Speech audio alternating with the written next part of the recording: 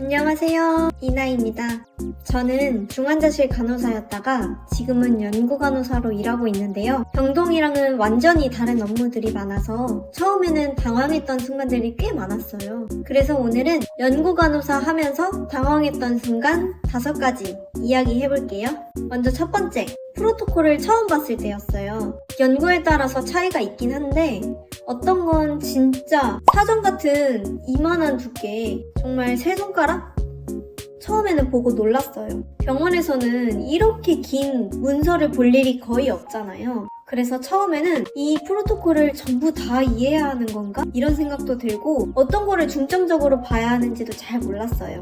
연차가 높은 선생님들은 그냥 슥슥 보시면서 아, 이런 연구구나 하시는데 저는 처음 보는 영화도 너무 많고 단어 하나하나 찾아보느라 시간이 많이 걸렸던 것 같아요. 나중에는 프로토콜을 보는 방법에 익숙해지고 싶다 이런 생각이 들었어요. 아직은 많이 부족하지만 나중에 프로토콜 보는 방법도 익숙해지면 그 방법도 공유해보겠습니다.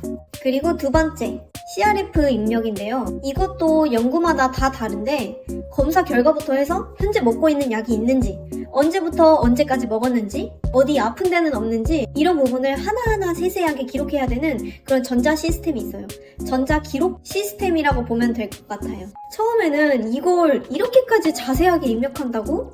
이런 생각도 들었고 어떤 항목은 수정이 가능하지만 어떤 항목은 클릭 한 번이 되게 중요한 항목도 있어서 입력할 때 굉장히 긴장했던 기억이 있어요. 그리고 세 번째는 메일 작성이에요. 저는 처음에 연구간호사를 하면 메일을 이렇게 많이 쓸 줄 몰랐거든요. 근데 실제로 일하다 보면 연구팀이나 모니터, 스폰서랑 메일로 소통하는 경우가 정말 많아요. 그리고 메일을 쓸 때도 생각보다 신경 쓸 게 많더라고요. 예를 들면 보내는 사람 외에도 참조를 누구를 넣어야 하는지, 메일 말투는 어떻게 써야 하는지, 마지막에 이나 드림, 이나 올림 이렇게 쓰는 것도 정말 하나하나 다 신경을 써야 되고 가독성 좋게 정리해서 보내야 하는지 이런 것들 하나하나를 신경 써야 되더라고요. 처음에는 메일 하나 보내기 전에 몇 번씩 다시 읽어보고 이렇게 보내도 괜찮을까 고민했던 기억이 있어요. 사실은 아직도 많이 생각해서 보냅니다. 네 번째, 영어 메일인데요. 연구간호사를 하다 보면 생각보다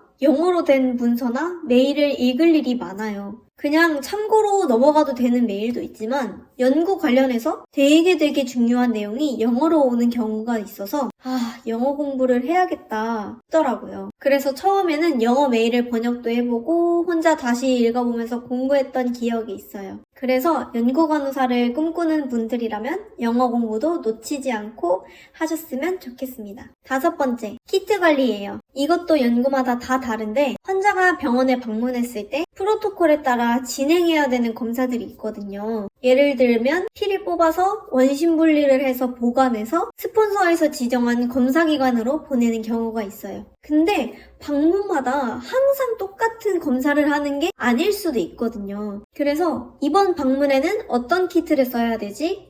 이런 걸 확인해야 되더라고요. 그리고 문제는 키트를 재고 관리도 해야 되고 두 번째로 유효기간이 있어요. 그래서 유효기간이 지나면 폐기하고 또 다시 주문해야 되는 그런 시스템이 있습니다. 그래서 처음에는 이런 것까지 관리를 한다고 싶어서 놀라운 것들이 있었어요.